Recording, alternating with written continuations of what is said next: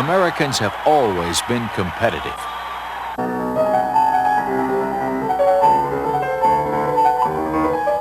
We compete as individuals. We compete with each other.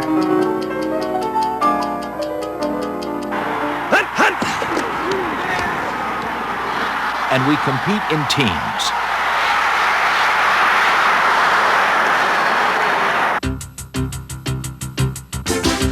We also compete as a nation for world markets and standard of living.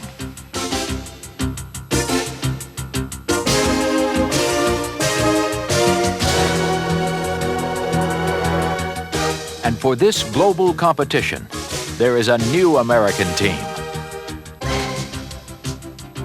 The players are the nation's industries, universities, and our government. And they're making teamwork pay off in the race for industrial leadership. They're America's engineering research centers, building a partnership for competitiveness.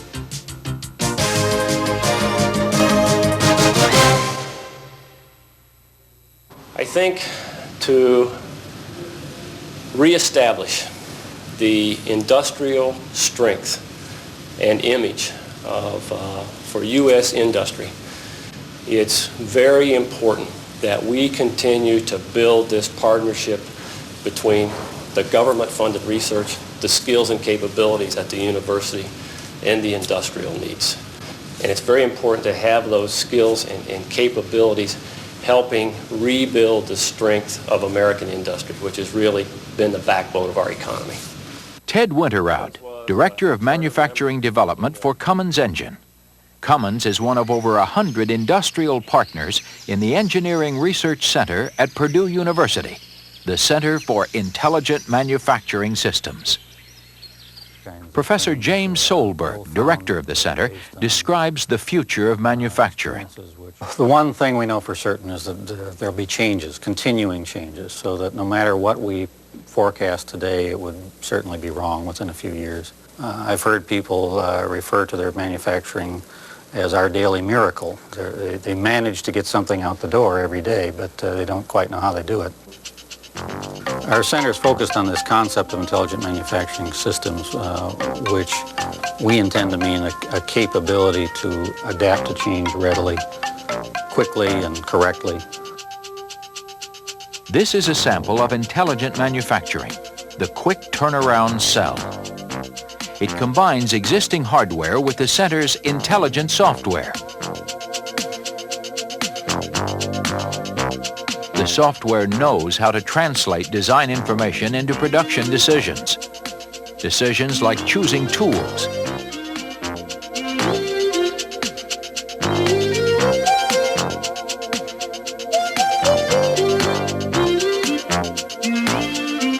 and planning tool paths.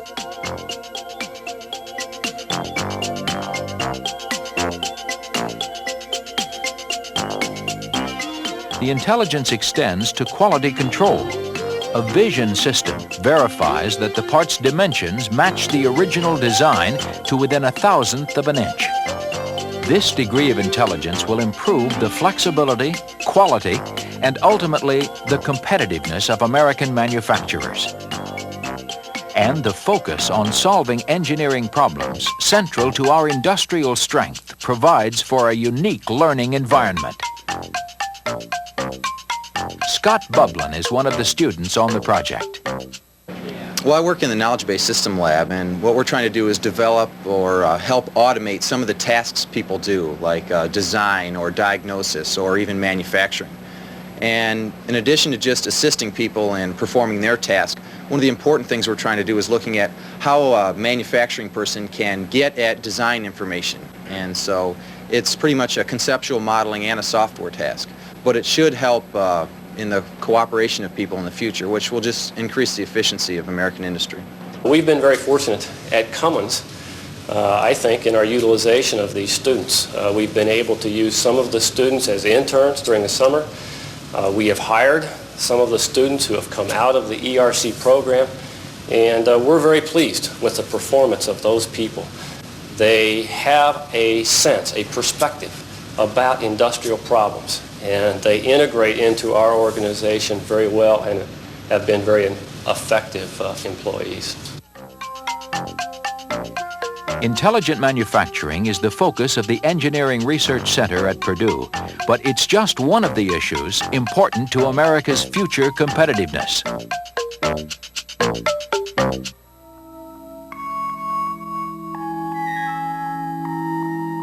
This is a different kind of manufacturing. Here, recombinant DNA turns cells into pharmaceutical factories. The Engineering Research Center at the Massachusetts Institute of Technology focuses on growing cells on a large scale.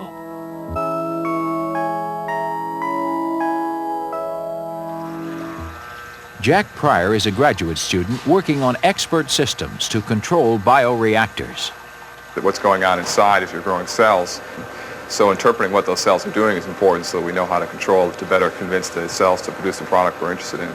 Right now there's a fairly big gap between the state of the art and the theory of what can be done with process control. With the work that's going on in this research group, we can push the practical state of the art forward a little bit.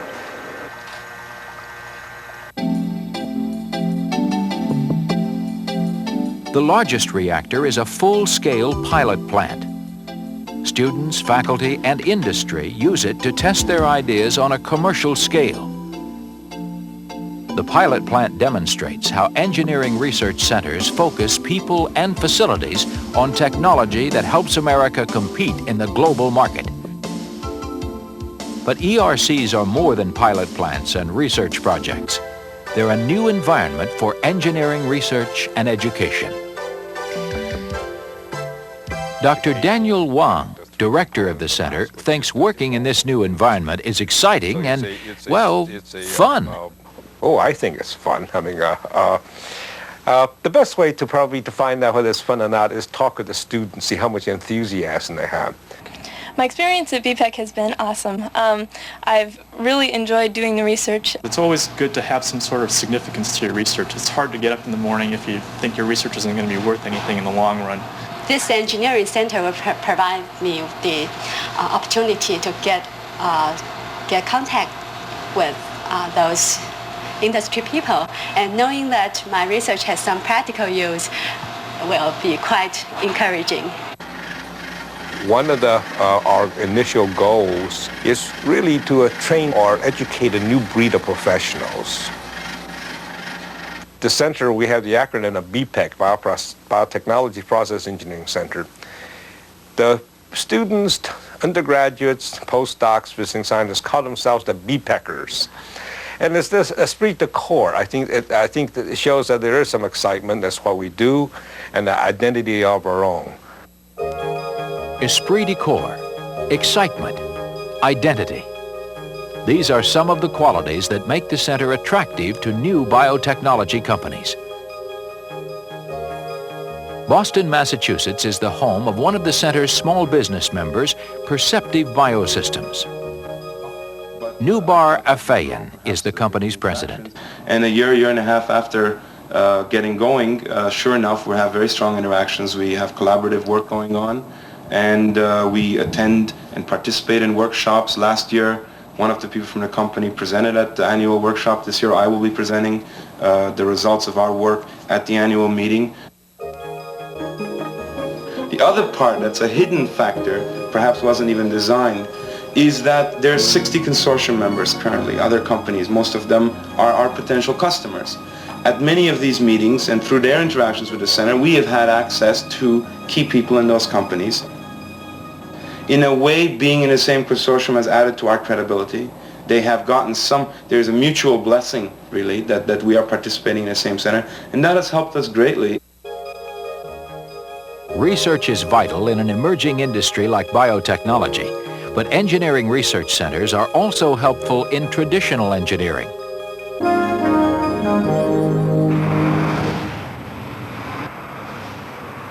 This is the sound of competition.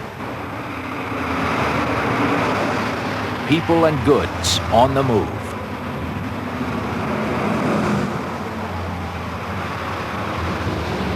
And this is the sound of our infrastructure under attack. attack from hidden flaws that fail without warning, and from the unpredictable forces of the earth. The cost in economic terms and in human lives is often high. When the Mianus River Bridge in Connecticut collapsed in 1983, one of the chief investigators was Dr. John Fisher of Lehigh University.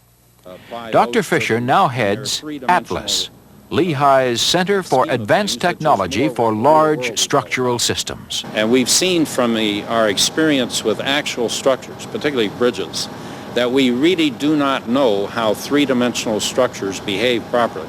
You see, the bill is being paid. It's not being paid up front. A lot of research and development is being done after the fact as a result of failures. Now, that's a very inefficient and ineffective way to develop knowledge and apply it. The heart of ATLAS is a unique laboratory, the multi-directional test facility. Now, one of the major reasons we built this laboratory is America did not have a laboratory of this size and scale capable of doing full-scale experimentation. And experimentation is necessary as we get to large and complex structures.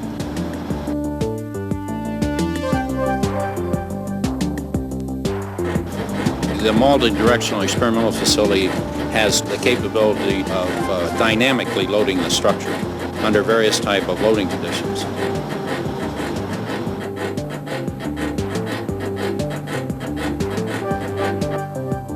The center studies a wide range of problems that affect large structures. One project is the ATLAS Connection, a new structural connector that will permit the use of robots in future construction.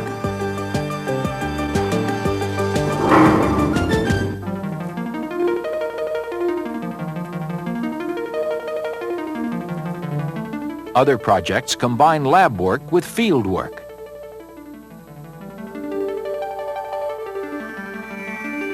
For example, field studies have helped Lehigh's ERC create a computerized expert system called the Bridge Fatigue Inspector. To refine the program, working bridge inspectors cooperate with Lehigh faculty and students. This is an important part of the ERC program. Partnership, the university working side by side with industry. ATLAS partners include the steel and construction industries and the state of Pennsylvania. As the center's industrial liaison, Bill Michelaria's job is to bring these partners together. Challenges are on several fronts. One is this integration concept where we want to go across the different areas and bring these different players in our industry together and communicate. And that is truly a challenge because it's essentially a culture change in how we operate. The other challenge is the cooperation and the interface among the industry, government, and university partners. That this is a critical challenge and necessary to the United States for competitiveness, and it's something that we haven't done too well in the past. Engineering research centers not only advance traditional industries, but also capture opportunities offered by new technologies.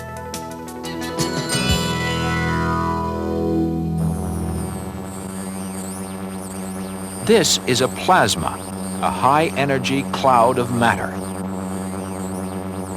Professor J. Leon Showett is director of the ERC for Plasma-Aided Manufacturing at the University of Wisconsin at Madison. There are many examples of where you can see plasma-aided manufacturing working today in a very competitive mode.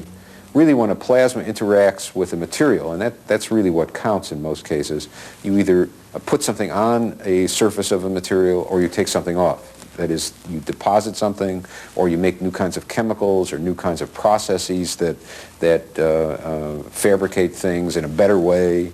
But the other issue is, are there things that we can develop that will put us ahead of our competitors that might be very useful for U.S. industry? We've had some remarkable successes with hardening of things like punches for holes in automobile body frames and things like this.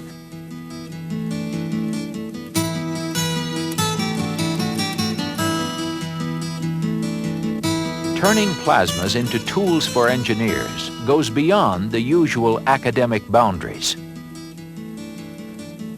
Plasmas itself is a very interdisciplinary area. What we've discovered is that you can't do plasma-aided manufacturing if you just know about plasmas.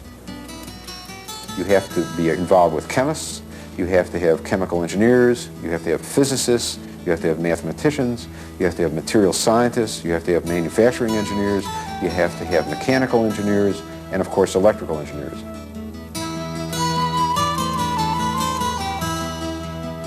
Dr. Betsy Den Hartog is part of this interdisciplinary team. She's trained in physics and studies plasma diagnostics.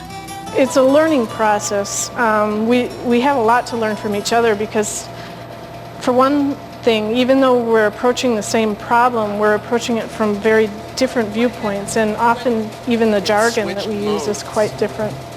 Now let's turn it all off. Okay. What you have with the center projects is the opportunity for people to get new ideas and to work in a cross-disciplinary way, which they never could otherwise.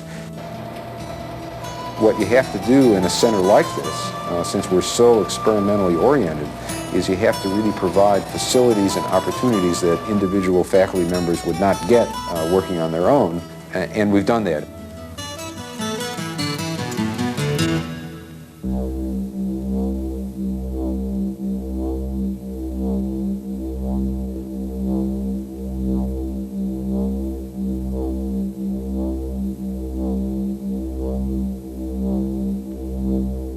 In 20 years, computers have transformed our world.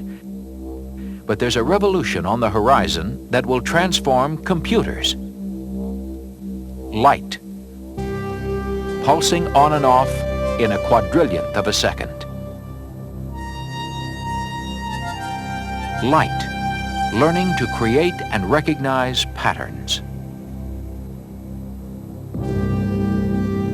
Light. Laser light is the tool researchers at the Optoelectronic Computing Systems Center use to create the computer of tomorrow, the optical computer.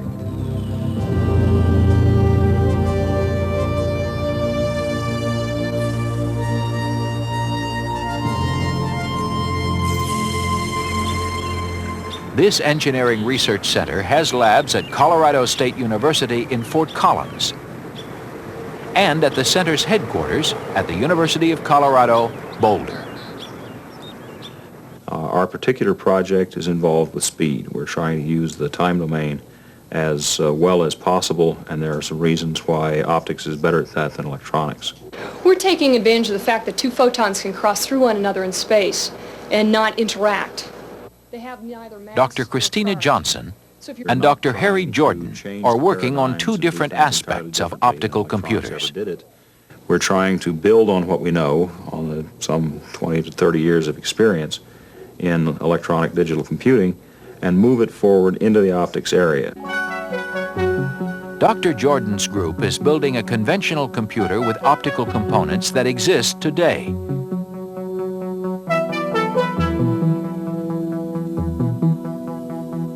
While Dr. Johnson and her team are working on a new type of computer, a computer based on the structure of the human brain. We're trying to build machines that learn by example instead of being pre-programmed. And the type of problems that we would like to solve are associative memory, rapid access information from optical discs, speech processing.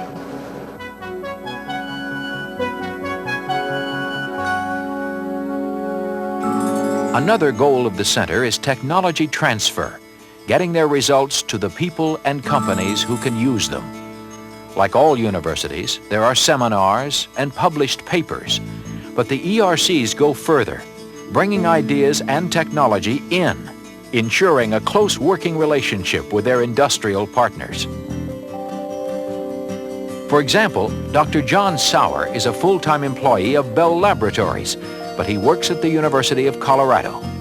His expertise is part of AT&T's contribution to the center. Dr. Jordan thinks of Dr. Sauer as a colleague who makes a unique contribution to the ERC. The special things that he supplies, of course, is good contact with the work going on within AT&T Bell Laboratories, an industrial perspective, a focus on some of the applications, which the university people tend to sometimes leave below them as they carefully lift their feet off the ground and put their heads in the clouds. So he keeps us honest in that respect.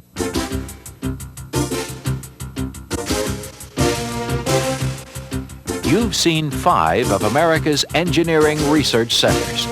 These and many other centers across the country provide a new environment for engineering research and education, and they're key to America's race for industrial competitiveness. I think the most important thing I'd like people to know is that these engineering research centers are absolutely vital, in my opinion, to the future of industry and in this country, and also to the future of the university. And it's the exciting relationship between industry, university, and the government research that's allowing us to take some of our most innovative ideas and apply them for commercial application. And that's something that's new.